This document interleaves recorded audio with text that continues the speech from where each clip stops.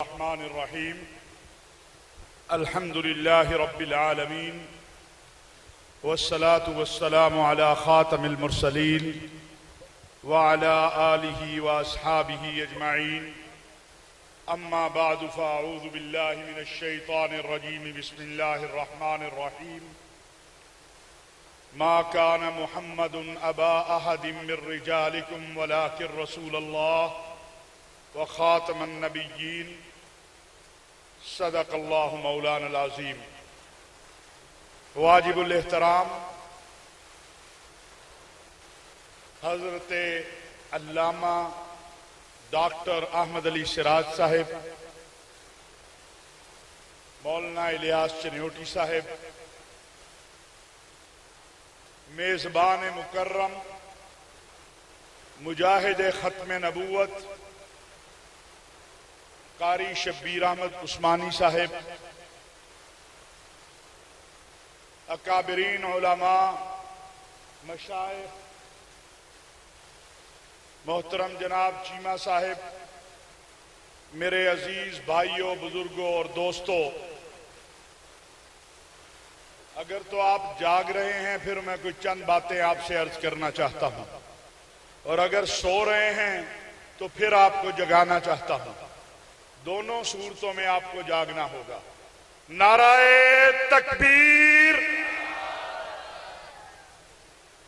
نعرہ تکبیر، تاج و تخت ختم نبوت، تاج و تخت ختم نبوت، خلافت راشدہ۔ کوئی آواز نہیں آ رہی، آپ سے تو میری آواز زیادہ ہے۔ خلافت راشدہ۔ میرے عزیز بھائیوں اور میرے بزرگوں، ہم جس دور سے گزر رہے ہیں یہ فتنوں کا دور ہے، اور سب سے بڑا فتنہ جو اس وقت ہے وہ اعلام کا فتنہ ہے، ذرائع ابلاغ کا فتنہ ہے، جدید ذرائع ابلاغ کا فتنہ ہے۔ یہ جو آپ کے اور میرے ہاتھ میں ہر وقت موبائل موجود رہتا ہے، اس میں خیر بھی بہت ہے اور شر بھی بہت ہے۔ نہ کسی کا حسب پتہ ہوتا ہے، نہ نسب پتہ ہوتا ہے، وہ کوئی بات کر دیتا ہے، منٹ میں کروڑوں لوگوں تک پہنچ جاتی ہے، اور پھر کوئی مولانا الیاس چنیوٹی کو فون کر رہا ہوتا ہے، کوئی ڈاکٹر احمد علی سراج صاحب کو فون کر رہا ہوتا ہے، کوئی کسی اور کے جی یہ مسئلہ کیا ہے، یہ کوئی نیا مسئلہ آ گیا ہے، اس میں بڑی آسانی آ گئی ہے۔ ایسی صورت میں بچت کا راستہ کیا ہے؟ بچت کا راستہ اپنے اکابر کے ساتھ جڑے رہنے میں ہے، یاد رکھنا۔ مجھے اللہ تبارک و تعالی نے یہ اعزاز دیا ہے کہ میں نے اپنی زندگی میں اپنے اکابر کے ساتھ بہت سارا زندگی کا حصہ گزارا ہے۔ وہ خواہ حضرت مولانا سمیع الحق شہید رحمت اللہ علیہ ہوں، یا ہمارے شیخ اور مربی حضرت مولانا عبدالحفیظ مکی رحمت اللہ علیہ ہوں، یا ہمارے موجودہ امیر حضرت مولانا ڈاکٹر سعید احمد عنایت اللہ ہوں، مولانا ضیاء القاسمی ہوں، مولانا منظور چنیوٹی ہوں، جتنے بھی گزشتہ 30-35 سالوں میں ہمارے بڑے اکابر تھے، کچھ نہ کچھ وقت ان کے جوتے اٹھانے میں اللہ نے مجھے موقع دیا ہے۔ انہی سے ہم نے جرت سیکھی ہے، انہی سے ہم نے غیرت سیکھی ہے، انہی سے ہم نے عقیدہ سیکھا ہے، انہی سے ہم نے ایمان سیکھا ہے، اور انہی سے جینا سیکھا ہے، انہی سے مرنا سیکھا ہے۔ ابھی جو بات چیمہ صاحب کہہ رہے تھے بالکل درست کہہ رہے تھے، لیکن ایک درست بات میں بھی کہنا چاہتا ہوں، اور مجھے پتا ہے میں حلفاً کہوں تو خانس نہیں ہوں گا کہ کم از کم اس کانفرنس کو اور اس کانفرنس کی چند چیدہ تقریروں کو لندن میں بیٹھا مرزا مسرور بھی دیکھ رہا ہے۔ اور یہاں والے بیچارے تو پریشان رہتے ہیں. وہ کہتے ہیں یہ قاری شبیر احمد عثمانی کا علاج کیا کرے. میں نے کہا جو عقیدہ ختم نبوت پہ فنا ہو جاتا ہے اس کا علاج کسی کے پاس نہیں ہوتا ہے.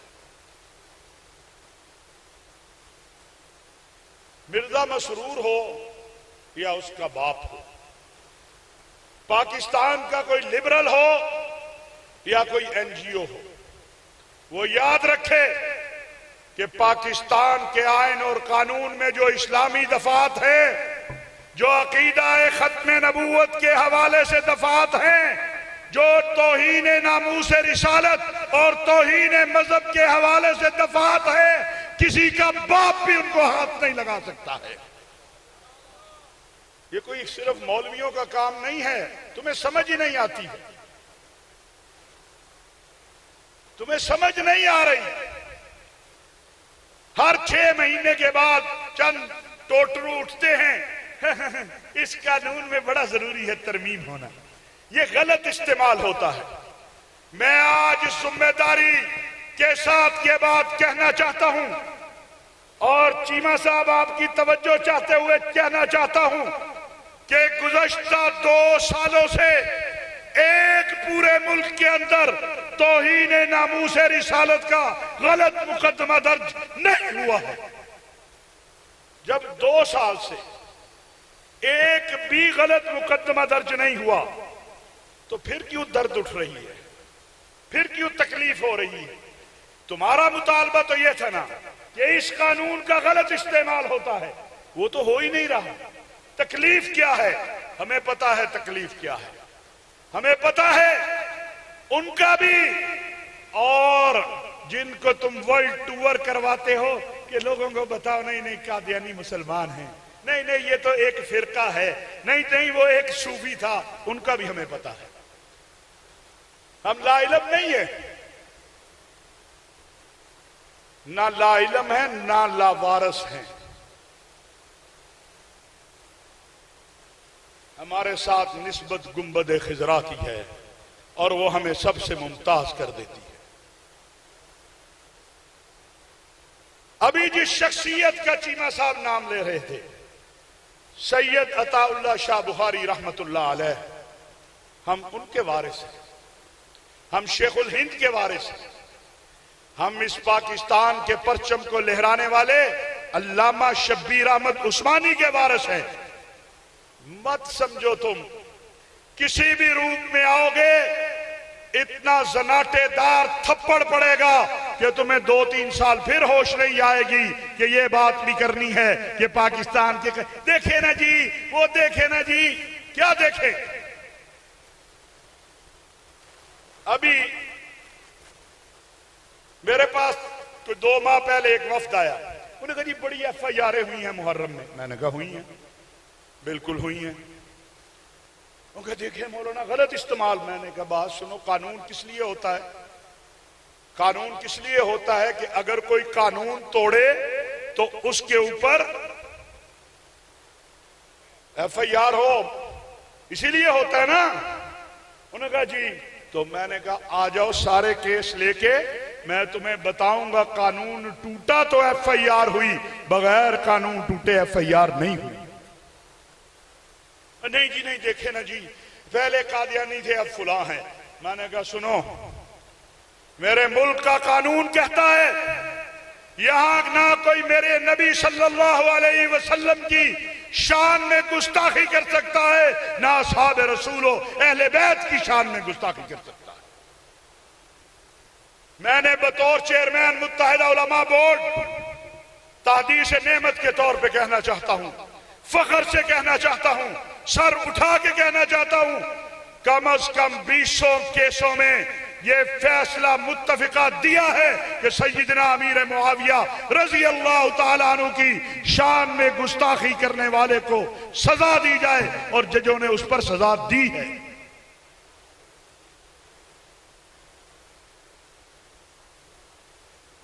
متفقہ فیصلے کیے جس پہ اہل تشیع نے بھی دستخط کیے ہیں. یہ نہیں ہے کہ آپ کا جو دل چاہے گا آپ کہتے رہیں گے اور وہی ہوتا چلا جائے گا۔ پہلے تو نہ کسی حکومت کی، میں بڑی واضح کہنا چاہتا ہوں، میں ریاست پاکستان کی طرف سے کہنا چاہتا ہوں، حکومت، فوج، عدلیہ، ملک کے سلامتی کے ادارے اور پاکستانی قوم، ریاست پاکستان کی طرف سے کہنا چاہتا ہوں کہ توہین ناموس رسالت کے قانون میں یا عقیدہ ختم نبوت کے حوالے سے دفعات میں نہ کوئی ترمیم کا سوچ سکتا ہے نہ کوئی ترمیم کر سکتا ہے۔ یاد رکھیے گا یہ بات۔ اور جب کی تھی نا، کوشش کی تھی،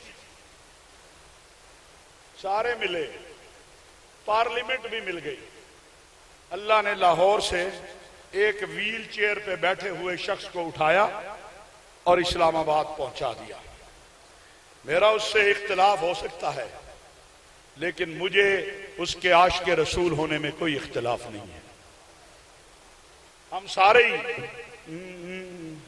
دیکھ رہے تھے، اللہ نے کہا تم دیکھتے رہو گے، ایک معذور، تم سارے جو طاقت والے ہو، ٹانگوں والے ہو، سوچ رہے ہو، ایک معذور کو اٹھایا اور اسلام آباد پہنچا دیا۔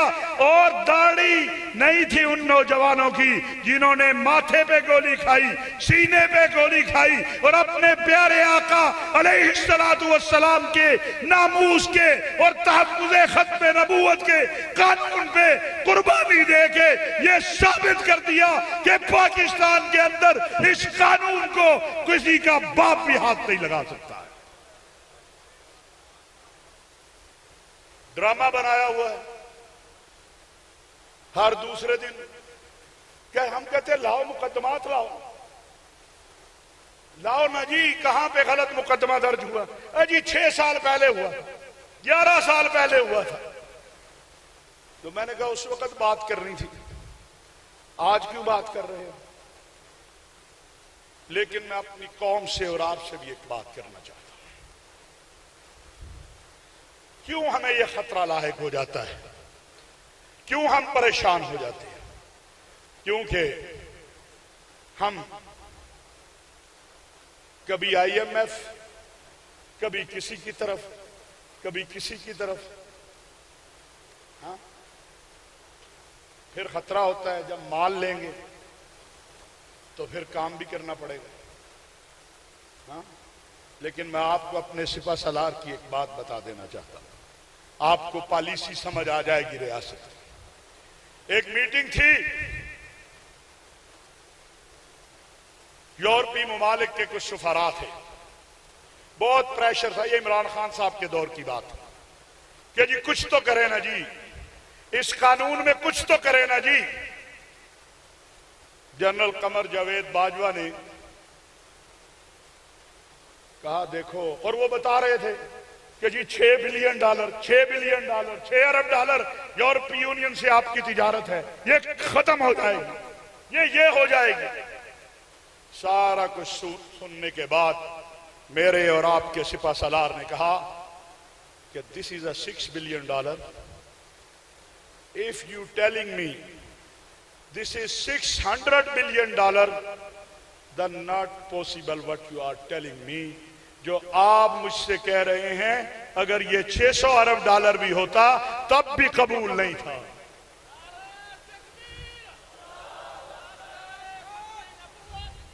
سمجھ آئیے؟ سمجھ آئی کہ نہیں آئی؟ میری فوج ایمان، تقوی، جہاد فی سبیل اللہ والی فوج۔ میری فوج کا جوان تنخواہ نہیں مانگتا، ترقی نہیں مانگتا، انڈین فوجیوں کی طرح روتا نہیں ہے، ہائے ڈھال ہی ملتی ہے۔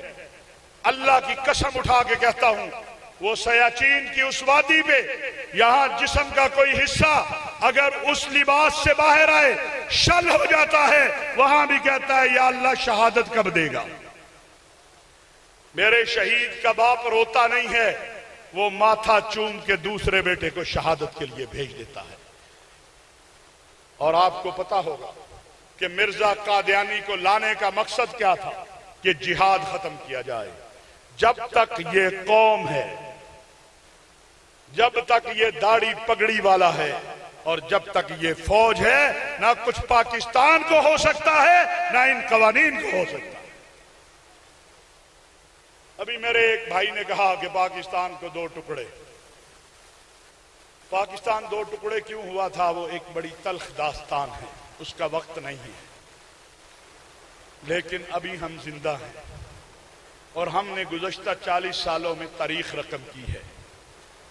ہم نے ٹوٹی جوتی اور پھٹی پگڑی کے ساتھ خون دے کے سوویت یونین کو تباہ کیا ہے. ابھی ہمارے پڑوس میں 37 ملکوں کی قوت کو اسی ٹوٹی جوتی اور پھٹی پگڑی والے نے زیر نگوں کیا ہے. یاد رکھو، نہ پاکستان کو کچھ ہوگا، نہ پاکستان کی قوم کو کچھ ہوگا، نہ پاکستان کے آئین اور دستور کو کچھ ہوگا. لیکن اس کا مطلب یہ نہیں ہے کہ ہم سو جائیں. ہمیں جاگتے رہنا ہے. اور میں آپ سے دو باتیں چاہتا ہوں، بالخصوص نوجوانوں. آپ سے، آپ سوشل میڈیا پر ہیں، آپ فیس بک پر ہیں، آپ یوٹیوب پر ہیں، آپ واٹس ایپ پر ہیں، مختلف ایپس ہیں، مجھے تو نام بھی نہیں آتے. ہوشیار ہو جائیے. یہ ایک پلان ہے. کیا پلان ہے؟ اس پر 26 سے زائد لوگ اب تک ملک کے اداروں نے گرفتار کیے ہیں. وہ آپ کے ساتھ گروپ بناتے ہیں، آپ کا نام گروپ میں ڈالتے ہیں، آپ سے سیاسی بحث شروع کرتے ہیں کہ سنائیں جی کیا حال ہے، سیاسی حالات بڑے خراب ہیں، رات آپ چنیوٹی صاحب کے ساتھ تھے، کیا ہے، یہ ہے وہ ہے. ہفتہ دو ہفتہ آپ کو انگیج کرتے ہیں. اس کے بعد اگلا مرحلہ آ جاتا ہے کہ کچھ ننگی تصویریں پھینکی جاتی ہیں، کچھ گندی ویڈیوز پھینکی جاتی ہیں. دیکھتے ہیں یہ ہلا نہیں، یہ قبول کر گیا ہے. پھر تیسرا مرحلہ آ جاتا ہے، آپ کی ماں بہن، اپنی ماں بہن کے بارے میں نازیبا گفتگو شروع ہو جاتی ہے. دیکھتے ہیں ابھی بھی یہ مسلمان قائم دائم ہے، اس کو کوئی فرق نہیں پڑ رہا کہ ہم کہہ رہے ہیں ماں سے یہ کر لو، بہن سے یہ کر لو، یہ لگا ہے، یہ مشغول ہے. پھر وہ میرے آقا علیہ الصلوۃ والسلام پر آ جاتے ہیں، پھر وہ امہات المؤمنین پر آ جاتے ہیں، پھر وہ سیدہ طیبہ طاہرہ فاطمہ الزہرا پہ آ جاتے ہیں. میں آپ سے گزارش کروں گا نوجوانوں، اس فتنے سے بچو. اپنے آپ کو کسی ایسے گروپ میں انگیج نہ کرو جس کو تم جانتے نہیں ہو، اور اگر جانتے بھی ہو اور ایسی گفتگو کو شروع کرتا ہے تو اس سے اپنے آپ کو علیحدہ کرنا. اس لیے ملک کے اداروں نے جن لوگوں کو پکڑا ہے وہ کوئی جاہل نہیں ہے، پروفیسرز ہیں، لمز میں پڑھنے والے ہیں، نمل میں پڑھنے والے ہیں، سفید ریش ہیں، بڑے بڑے بیوروکریٹس کے بیٹے ہیں، ایک آدھ مولوی بھی ہے. لیکن ہمیں ہوشیار ہونا ہے، اپنے بچوں کو بچانا ہے، اپنی نسلوں کو بچانا ہے. کیوں کہ ہماری ریڈ لائن ناموس مصطفیٰ صلی اللہ علیہ وسلم. انہی باتوں کے ساتھ میں مرزا مسرور اور اس کی ذریت کو اور چناب نگر میں موجود اس کے اعلی کاروں کو یہ کہنا چاہتا ہوں کہ آئین پاکستان نے آپ کے بھی حقوق کا تعین کیا ہے، آئین پاکستان نے ہمارے بھی حقوق کا تعین کیا ہے. آپ بھی آئین اور قانون کے دائرے میں رہیں، ہم تو آئین اور قانون کے دائرے میں ہیں.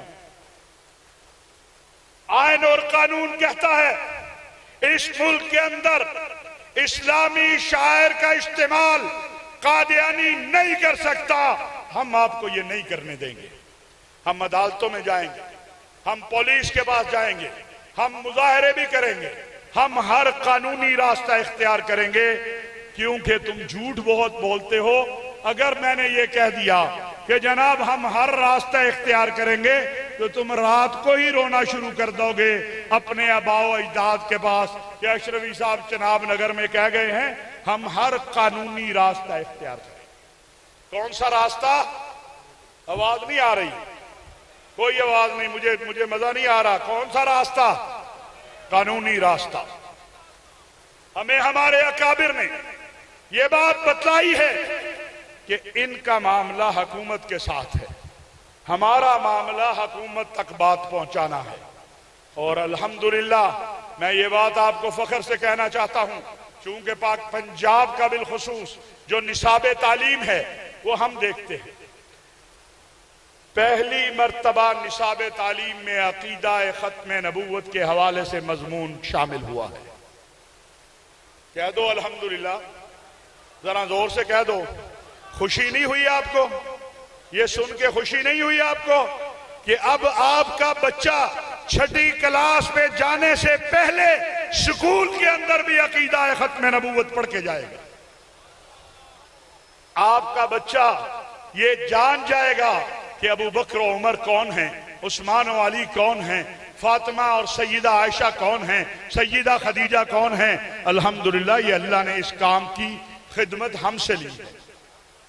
آپ کا بچہ پہلی کلاس سے 5ویں تک اور 5ویں سے 10ویں کلاس تک یہ سب کچھ پڑھ کے جائے گا کہ سیدہ طیبہ طاہرہ عائشہ صدیقہ کون ہے، سیدہ خدیجہ کون ہے، سیدہ فاطمہ کون ہے، ابو بکر کون ہے، عمر کون ہے، عثمان کون ہے، علی کون ہے، حسنین کریمین کون ہیں۔ تو اس پہ پھر کوئی اس کے عقیدے پہ حملہ نہیں کر سکتا۔ یہ اللہ نے یہ خدمت ہم سے لی ہے۔ آپ کے اس خادم کی صدارت میں یہ سارے فیصلے ہوئے ہیں اور آپ کے سکولوں میں اس وقت وہ کتابیں پڑھائی جا رہی ہیں۔ اسی طرح ہم نے منظور کر کے پنجاب ٹیکسٹ بک بورڈ کو قرآن کریم کا ترجمہ دے دیا ہے۔ سکولوں میں قرآن کریم کا ترجمہ اور قرآن کریم شروع ہو گیا ہے۔ یہ اچھی بات ہے، بری بات ہے؟ اگر اچھی بات ہے تو یہ سارے کام اس وقت کا جو وزیر اعلیٰ ہے پرویز الہی، اگر وہ ہمارے ساتھ نہ ہوتا ہم نہ کر پاتے۔ اس لیے اس کی تحسین اور پاکستان کے سلامتی کے اداروں کی تحسین اور پاکستان کی فوج کے سپہ سالار کی تحسین اس لیے ضروری ہے کہ آج میرے مدرسے کا بچہ فوج میں بھی جا رہا ہے، نیوی میں بھی جا رہا ہے، فضائیہ میں بھی جا رہا ہے، بیوروکریسی میں بھی جا رہا ہے، اور وہ مدرسے کی تعلیم کے ساتھ 12 کلاس تک FA تک تعلیم بھی لے رہا ہے۔ یہ ساری باتیں آپ کو اس لیے بتائی ہیں۔ اور آخر میں ایک بات، مجھے کسی سے یوم صفائی نہیں چاہیے۔ میرے امیر حضرت مولانا ڈاکٹر سعید احمد عنایت اللہ صاحب بھی ممکن ہے دیکھ رہے ہوں یا سن رہے ہوں۔ ہمارے لیے ہمارے امیر کا سرٹیفکیٹ کافی ہے، ہمارے لیے حضرت مولانا عبدالحفیظ مکی رحمت اللہ علیہ کا سرٹیفکیٹ کافی ہے، ہمارے لیے حضرت مولانا سمیع الحق شہید رحمت اللہ علیہ کا سند کافی ہے۔ ہمیں کسی اور کے سند کی ضرورت نہیں ہے۔ اور اگر کوئی یہ سمجھے گا کہ وہ ہمیں بلیک میل کرے اور اس ملک کے اندر وہ غامدیت کو یا دیگر فتنوں کو لاگو کرے، ان کی یہاں پر آزادی اور ان کو ہمارے مدارس و مساجد میں شامل کرے، تو اس کو ہم پاؤں کی ٹھوکر پر رکھیں گے۔ کسی باطل فتنے کو نہ پاکستان میں پنپنے دیں گے، نہ کوئی باطل فتنہ یہاں پنپ سکتا ہے۔ مجھے بتاؤ، جو گلی گلی نگر نگر جا کے کہے کہ مرزا قادیانی صوفی تھا، وہ مسلمان تھا، وہ مسلمانوں کا ایک فرقہ تھا، اس کو پاکستان میں پنپنا چاہیے؟ بولو، لگتا ہے جان نہیں ہے۔ اس کو اجازت دیتے کھلی، اس کے سہولت کاروں کو، اس کے معاونین کو۔ ہم اور بڑے کاموں میں الجھے ہوئے تھے۔ شکریہ ان لوگوں کا جنہوں نے ہمیں اس طرف توجہ دلا دی ہے۔ گھوڑا بھی حاضر ہے، میدان بھی حاضر ہے، اور ہماری تاریخ بھی حاضر ہے۔ تم تو کچھ بھی نہیں ہو، تمہارے بڑوں کو ہم نے پاؤں کی ٹھوکر پہ رکھا ہے ہمیشہ۔ اور ایک مرتبہ پوری زندگی میں حضرت ڈاکٹر صاحب پوری زندگی میں ایک مرتبہ یہ فتنہ جدید میرے ساتھ ٹی وی پہ آیا تھا، 3 منٹ بعد بھاگ گیا۔ 3 منٹ بعد جب قادیانیت نے یہ دیکھا کہ وہ براہ راست نہیں پنپ پا رہے تو انہوں نے اس کو آگے کیا کہ تم چلو بتاؤ، ہم تو صوفی ہیں، ہم تو جناب مسلمانوں کا ایک فرقہ ہیں۔ میرے ایک بڑے اہم منسٹر نے آج سے سال پہلے مجھے کہا حافظ صاحب ان سے ہمارا اختلاف کیا ہے؟ میں نے کہا بڑا سمپل سا ہے، مرزا کہتا ہے میں ہی محمد اور میں ہی احمد ہوں معاذ اللہ، تم مانتے ہو؟ اس نے کہا یہ کوئی پاگل تھا۔ میں نے کہا بس میری ایک بات پوری ہو گئی ہے، اس لیے ہم اسے کافر کہتے ہیں۔ لیکن کل مجھے کسی نے کہا کہ یہ جو نئے لوگ پکڑے جا رہے ہیں، انہوں نے کہا یہ جو تصویریں بناتے ہیں یہ توہین کرتے ہیں مفتی رویس خان صاحب، یہ حافظ صاحب کہیں پاگل تو نہیں ہیں؟ میں نے کہا یہ اس پاگل کو اپنی بہن کی تصویر نظر نہیں آتی، اس بہن کو اپنی ماں، اس پاگل کو اپنی ماں کی تصویر تو نظر نہیں آتی، اس پاگل کو کسی فلمی اداکارہ کی تصویر نظر نہیں آتی۔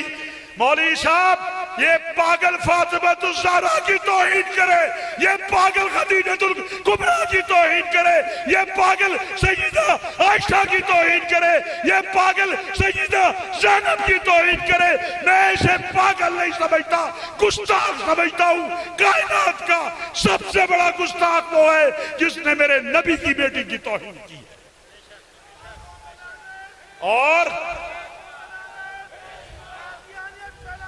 اور سنو مجھے مجبور نہ کرو، میں اپنے اکابر کے سٹیج سے کہہ کے جا رہا ہوں، میں اللہ سے کئی بار یہ کہہ چکا ہوں کہ مالک الملک ہم زندہ کیوں ہیں؟ ہمارے سامنے ہمارے نبی کی بیٹی کی وہ توہین ہوئی ہے جو گزشتہ 14 سالوں میں نہیں ہوئی، سیدہ خدیجہ کی وہ توہین ہوئی ہے جو گزشتہ 14 سالوں میں نہیں ہوئی۔ اے اللہ ہم اس دور میں زندہ کیوں ہیں؟ لیکن کوئی ملا ہو یا مسٹر ہو ہمارے پاؤں کے جوتے کی نوک پر ہے، اگر وہ ان توہین کرنے والوں کا سہولت کار یا معاون بنے گا، وما علینا الا البلاغ المبین۔